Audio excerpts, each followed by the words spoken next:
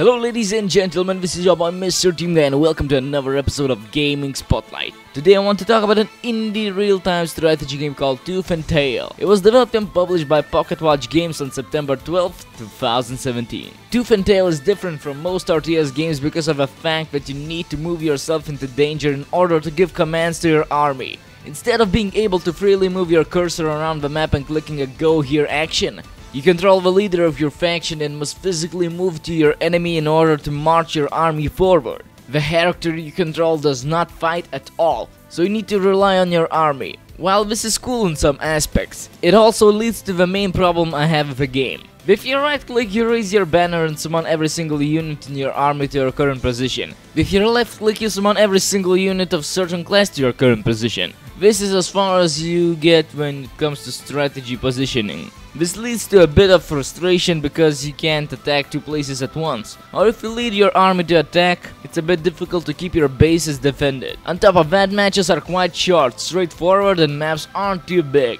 This was a nagging issue in the back of my mind the whole time, but luckily the only issue.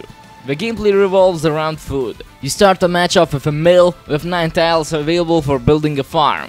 Everything in the game requires food to build. However, building farms will of course provide an income of food. The food supply in these farms will drain over time, most likely to prevent matches from going on too long. So it adds pressure to finish off your enemy quickly, or find new lands to farm. You also spend food on creating structures that will automatically generate units that fight for you. Different classes cost different prices. You never have an enormous army, but that isn't pathetic either. You need to be efficient with everything. Sometimes you will find some rogue units in the battlefield that you can pay some food and hire on the spot. This is nice because you get an instant unit, and it will even bypass any unit limits that you might normally have. Since things take a while to build, it's usually wise to scout the map with your character. You have the option to burrow into the ground and then reappear at any mill that you own. It's a sort of fast travel mechanic that can help you get around quicker. A lot of really interesting units to choose from. Before starting a match, you must select 6 to take into a battle. I haven't personally found any overpowered unit or anything like that so far, so it all seems pretty decently balanced. Although taking stats and counters into mind is quite important.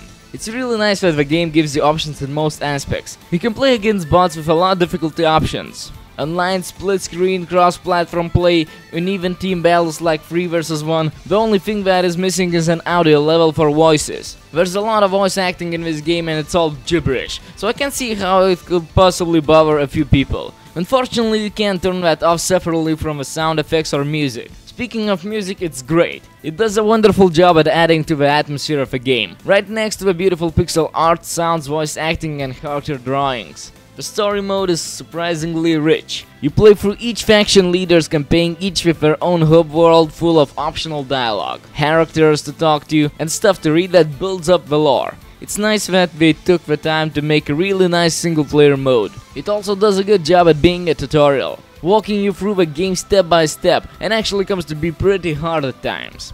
Overall, I think this game is very solid. It feels like the developers put a lot of love into it and it shows. Everything about it is great, apart from the issue I had with lack of control. Still, I strongly recommend it to anyone who likes RTS games, and possibly wants a slightly more simplified game in the genre, for a few quick sessions here and there. It can be quite intense if you got equally skilled opponents. Instead of having a set loadout of units to build, each player must pick from the list before the game starts to create their deck.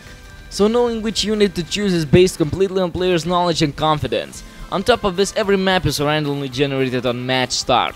All your gameplay efforts are regulated to reacting to what is in front of you. That is really cool. So yeah, I just must recommend this game for you. Okay, this is your boy Mrteamguy with another episode of Gaming Spotlight. Just wanted to say thanks for watching and have a nice day.